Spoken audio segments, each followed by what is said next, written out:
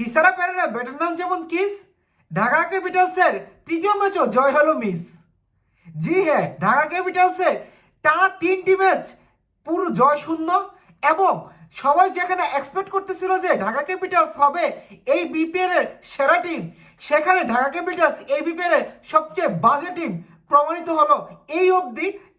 ঢাকা পর্ব প্রথম পর্ব শেষ হওয়া আগ পর্যন্ত। ওয়েল, আজকে ঢাকার প্রথম পর্বের শেষ ম্যাচ ছিল, এবং সেই ম্যাচে মুখোমুখি হয় Khulna Tigers versus Dhaka Capitals. তো খুলনা তাদের দ্বিতীয় ম্যাচে টানা 2টি জয়ের অপেক্ষায় ছিল, এবং ঢাকা ক্যাপিটালস একটি কাঙ্ক্ষিত জয় নামক সোনার হরিণের দেখায় ছিল।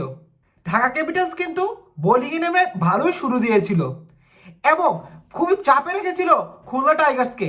এক টাইমে তো মনে হচ্ছিল যে এই ম্যাচটি লো স্কোরিং ম্যাচ হবে এবং ঢাকা ক্যাপিটালস ইজিলি ম্যাচটি জিতে যাবে, কিন্তু খুলনা টাইগার্স খেলেছে পুরো ইন্ডিয়া যেমন ওয়ার্ল্ড কাপ টি20 ওয়ার্ল্ড কাপে যেভাবে খেলেছে ছোট ছোট কেমিও ইনিংসের মাধ্যমে ইনিংসটাকে অনেক বড় করে, ঠিক তেমনি খুলনা টাইগার্সও ছোট ছোট কেমিও ইনিংসের মাধ্যমে সবগুলো প্লেয়ারের কন্ট্রিবিউশনের মাধ্যমে একটি পারফেক্টলি টি20 স্বরূপ স্কোর করেছে আজকের ম্যাচে। আমার কথাটা আপনি ইজিলি বুঝে যাবেন যদি আপনি শুনেন খুলনার ব্যাটসম্যানদের ইনিংসগুলোর রানের সম্পর্কে।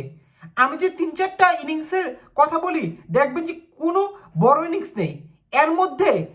মোহাম্মদ নাইম 17 বলে 30, এটা একটা ছোট একটা ক্যামিও ইনিংস। ঠিক বশিষ্ঠ 28 বলে 26, সে 28 বল ট্রাই করেছে বড় হিটিং করার, কিন্তু সে এবার সফল হয় নাই। কিন্তু 26 রান, এটা একটা ছোট একটা ক্যামিও ইনিংস। তারপরে টপটা উইকেট। ঠিক তারপরে মাহিদুল ইসলাম অঙ্কন 22 বলে 32 রান করে একটা ক্যামিও ইনিংস আবারও। তারপরে জিয়াউর রহমান 15 বলে 22, এরপর আসে আবু হায়দার রনি লাস্ট ওভারে 3-3টা ছক্কার মাধ্যমে সে করে মাত্র 8 বলে 21 রান। তাহলে বুঝতে পারতেছেন কারোর কিন্তু বিগ ইনিংস নাই, তবুও খুলনা টাইগার্স সকলের কন্ট্রিবিউশন, ছোট ছোট ছোট ছোট কন্ট্রিবিউশনে 1-2 রানের কন্ট্রিবিউশনে মোট রান করতে পারে 173 রান, কোনো বিগ স্কোর না থাকার পরেও। এইটাই আধুনিক টি20।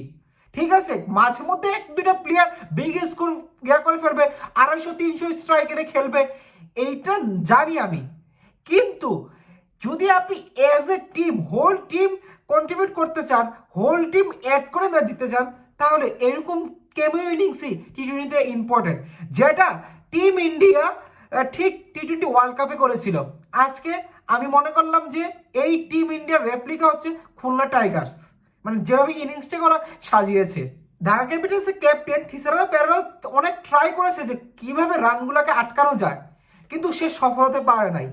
সে 7-7টা বলার ইউজ করেছে, তার মধ্যে একজনই তার সফল বলার, তা হলো আমাদের দেশি Mustafizur Rahman, the Fizz, the cutter master. সে 4 ওভারে মাত্র 19 রান দিয়ে 1 উইকেট পায়, কিন্তু 1 উইকেট পেলেও সে কিন্তু অনেক চাপে রেখেছে খুলনা টাইগার্সের ব্যাটসম্যানদের। তাকে ছাড়া যে কেউ ফ্লপ, একদম ফ্লপ হয়েছে ঢাকা ক্যাপিটালসের বলাররা। সো রাজশাহী যেমন তাসকিনকে দিয়ে ম্যাচ জিততে পারবে না প্রতিদিন, ঠিক তেমনি ঢাকা ক্যাপিটালস মুস্তাফিজের ভরসায় কখনোই ম্যাচ জিততে পারবে না, কারণ টি20 হয় না। টি20 কমপক্ষে স্পেশালিস্ট 4টা বলার ইম্পর্টেন্ট। হতে পারে যে একটা বলার কোনো রকমের 2-3 জন মিলে 4 ওভার কমপ্লিট করে ফেললাম, কিন্তু স্পেশালিস্ট 4 জন বলার ইম্পর্টেন্ট, একদম ম্যান্ডেটরি। কিন্তু ঢাকা ক্যাপিটালস স্পেশালিস্ট একজনই বলার, সেটা হলো মুস্তাফিজুর রহমান।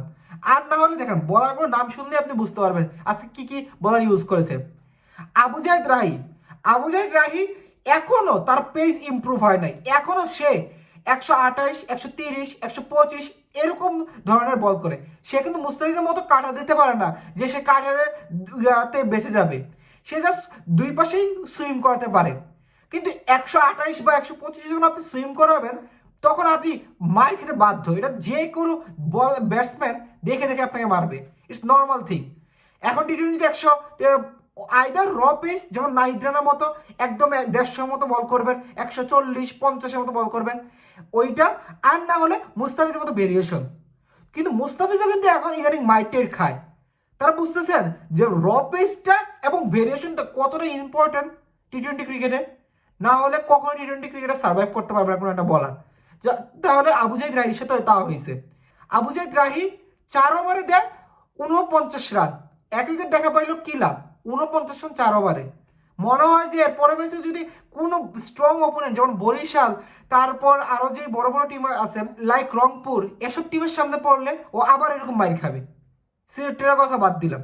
তারপর Nazmul Islam Apu the Naagin man, সেও আজকে ফ্লপ। সে যখন তার ইব্রাহিম জাদরানকে তার বুদ্ধিমত্তাতে বিট করে স্টাম্পিং করে আউট করে, মানে লিটন দাস স্টাম্পিং করেছে এইভাবে একটা আউট করে, তখন আমি ভেবেছিলাম নাজমুল ইসলাম অপু আজকে একটা ভালো বোলিং উপহার দিবে আমাদের সকলকে, কিন্তু না, 3 ওভারে সে 29 রান দেয়। তার একটাই সাফল্য, সে ইব্রাহিম জাদরানের উইকেট পেয়েছে। তো মোটামুটি বলা যায় সেও ফ্লপ। টি-20 থ্রোতে যদি ফ্লপও না হয়, কিন্তু অ্যাটলিস্ট যদি সে আরও 2-3টে উইকেট পাইতো তাহলে বলতে পারতাম যে সে ফ্লপ না, কিন্তু সে 1 উইকেট দেখাবে তাহলে তো তাকেও ফ্লপ বলতে হয়। তারপরে সে চারুরাঙ্গা ডি সিলভা, সে খুলনা টাইগার্সের 2 উইকেট পায়, কিন্তু সেও আজকে 22 রান দেয়। তো নর্মালি 2 উইকেট পেয়েছে, টি-20তে 22 রান দিতেই পারে। তবুও মোটামুটি বলা যায় যে একটা ব্যালেন্স, ফ্লপও না আবার ভালোও করে নাই তেমন একটা। যদি রান কমায় তাহলে ঠিক ছিল। আপনি জাস্ট ভাবুন, যেখানে খুলনা 93 6 উইকেট পড়ে যায়, সেখানে কেন খুলনা 173 করতে পারবে? তখনই তো একটা ক্যাপ্টেন, ঢাকা ক্যাপিটালস ক্যাপ্টেন কে, থিসারা পেরেরা কি ক্যাপ্টেন্সি করলো? ব্যাটিং এর সাইড পরে আসতেছি, আগে ক্যাপ্টেন্সির সাইড। ক্রিকেটে কিন্তু সবসময় ক্যাপ্টেন একটা অনেক ইম্পর্টেন্ট রোল প্লে করে। Attacking mindset, attacking fielding set up, এই সব কিছু কিন্তু একজন ক্যাপ্টেনই সেট করে।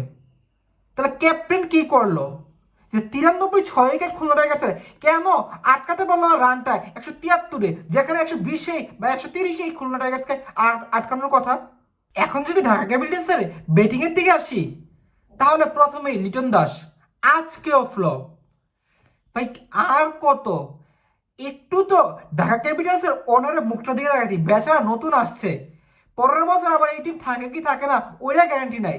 অ্যাটলিস্ট ওর মুখটার দিকে তাকে কিছু রান করে দেওয়া যায়, তার কিছু রান, বেশি না।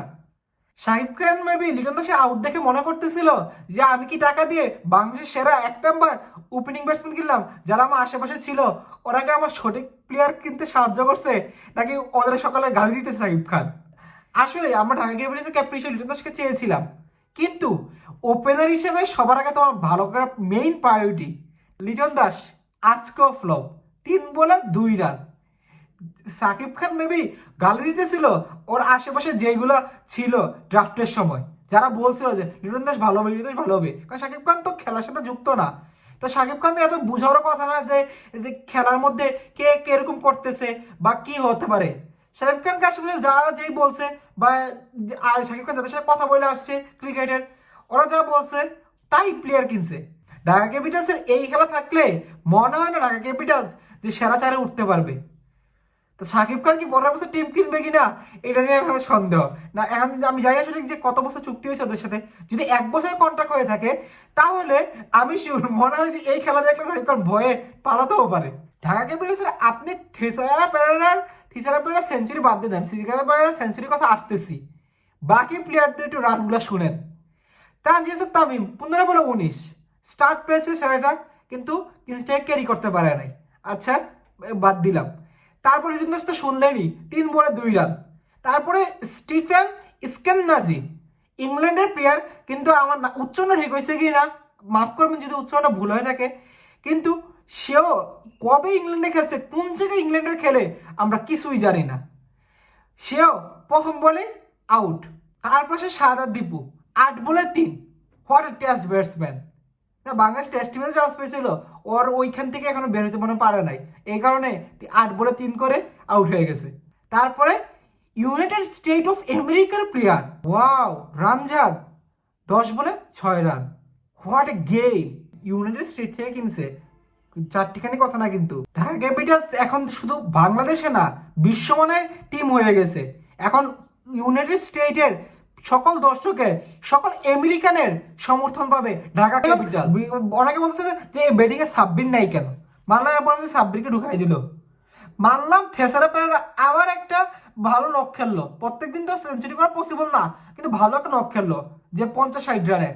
সাব্বিরও একটা ভালো নক খেললো 50-60 রানের, কিন্তু আপনার বাকি প্লেয়ারগুলো 2-3 করে আউট হয়ে গেলে আপনি কত রান করতে পারবেন? সাব্বিরের 50 আর থেসারা পেরেরা 50, 100। আর আপনি বাকি প্লেয়াররা মিলে কি 20 করবে? 120-এর টার্গেট দিবেন? এই যে ভালো পিচ হয়ে যাচ্ছে মিরপুর সিলেট, সিলেট তো ব্যাটিং ফ্রেন্ডলি পিচই। তারপর যদি আসি Thisara Perera, not captain Thisara Perera, batsman Thisara Perera, সে কি দুর্দান্ত ভাবে 38 বলে 103 রান করলো। এখন বলতে পারেন যে 38 বলে কিভাবে 103 করলো, করলো তো 60 বলে 103, কিন্তু না, সে 22 বল ডট খেলেছে। 22 বলের মধ্যে সে কিন্তু প্রথম দিয়ে এত আস্তে আস্তে খেলছে, সে 35-36 রান করেছে যে 37 না 38 বলে। তার দলে তার পাশে দাঁড়াবে এমন কোনো প্লেয়ারই ছিল না। তারপরে আসতো তার আরেক শ্রীলঙ্কান ভাই চারুরাঙ্গা, সে আসে থিসারা পেরেরার সাথে ব্যাটিং পার্টনারশিপ শুরু করলো এবং তাদের পার্টনারশিপই সবচেয়ে বড় পার্টনারশিপ। তার মধ্যেও চারুরাঙ্গা মাত্র 20 বলে 11 রান করে। থিসারা পেরেরার সাথে চারুরাঙ্গা 112 রানে পার্টনারশিপ করে, 41 রানে ঢাকার 6 উইকেট পড়ে যায়। সেখান থেকে চারুরাঙ্গা এবং থিসারা পেরেরা রান নেয় 153-তে, এর মধ্যে থিসারা পেরেরা 101 রান। তাহলে বুঝতে পারছেন চারুরাঙ্গা এবং থিসারা পেরেরা কতটুকু স্ট্রাগল করে ব্যাটিং করেছে। তো তার ওই যে 38 বলে 36 বা 35 রান নেওয়ার ওটা খুবই জাস্টিফাই ছিল। তারপরে তার ইনিংস থেকে শুরু করলো 13 নম্বর ওভারের পর থেকে, 13 নাকি 12 নম্বর ওভারের পরে আবহাওয়াদের রনিকে 17 রান নেওয়ার মাধ্যমেই থিসারা পেরেরা তার ইনিংসটিকে শুরু করলো। তাই আমি বলেছি যে 38 বলে থিসারা পেরেরা করেছে 103 রান। ঢাকা ক্যাপিটালস অন্য ব্যাটসম্যানরা একটু বোঝা উচিত যে এই পিচে প্রথমে বল একটু স্কিট করে, একটু মুভ করে, বেশি পেসাররা একটু সুবিধা পায়, একটু দেখে শুনে খেলো। প্রত্যেকটা ম্যাচে দেখা যাচ্ছে যে যারা একটু প্রথমে দেখে শুনে খেলছে, যেই টিমে দেখে শুনে খেলছে, পরে বিগ স্কোর করতে পারছে। এই পুরো পিচটাই এমন যে কুয়াশা করে বলটি স্কিট করলো, পরে আস্তে আস্তে আস্তে আস্তে আস্তে একদম প্লেয়াররা স্মুথলি খেলতে পারে। Mehedi Hasan Miraz man of the match পেয়েছে। তার বোলিং ফিগারটার কথা শুনুন, 4 ওভারে 6 রান 3 উইকেট, তাও আবার একটা maiden.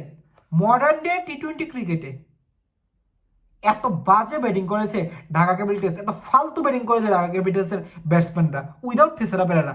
Exceptional, exceptional, not an example. Dhaka ক্যাপিটালসের প্রত্যেকটা এই যে 153 রানের নিজ পিছনে যে ঢাকা ক্যাপিটালসের ব্যাটসম্যানরা লুকিয়ে যাবে, পুরো এক্সপোজ হয়েছে ঢাকা ক্যাপিটালসের ব্যাটিং লাইন আপ। কিভাবে লুকাবে? একটা প্লেয়ারে 153 রানের মধ্যে 103 রান আর 50 রান পুরো হোল টিম মিলে নিছে, মানে ব্যাটসম্যানরা মিলে নিছে। শেষ করতে চাই যে মেহেদী হাসান মিরাজের ভালো বোলিং এর প্রশংসা করে। মেহেদী হাসান মিরাজ আজকে যোগ্য ক্যাপ্টেন্সি করেছে, একদম পারফেক্টলি ক্যাপ্টেন্স নকের মতো বোলিং করেছে।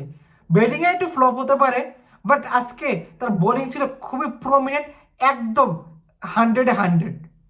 সে 4 ওভারে একটা মেডেন, 6 রান 3 উইকেট, তাও সে কিন্তু 1 ওভারে একটা জাস্ট 1 রান দিছে, ওইটাকে তার মেডেন খাতায় ফেলা যায়। ক্যাপ্টেন মেহেদী হাসান মিরাজ এবং খুলনা টাইগার্সের প্রত্যেকটা ব্যাটসম্যানের কেমো ইনিংসের কারণে খুলনা টাইগার্স তাদের দ্বিতীয় ম্যাচে দ্বিতীয় জয় উঠে নিল এবং ঢাকা ক্যাপিটালস তারা 3 হারের মাধ্যমে ঢাকা পর্ব শেষ করলো। আপনার কি মনে হয় ঢাকা ক্যাপিটালস কি ঘুরে দাঁড়াতে পারবে? শাকিব খানের মুখ কি রক্ষা করতে পারবে ঢাকা ক্যাপিটালসের ব্যাটসম্যানরা এবং বলাররা অ্যাজ এ টিম, নাকি শাকিব খানের মুখ ডুবিয়ে দিবে ঢাকা ক্যাপিটালস? তা কমেন্টে জানান এবং that's it for today. Thanks for watching guys.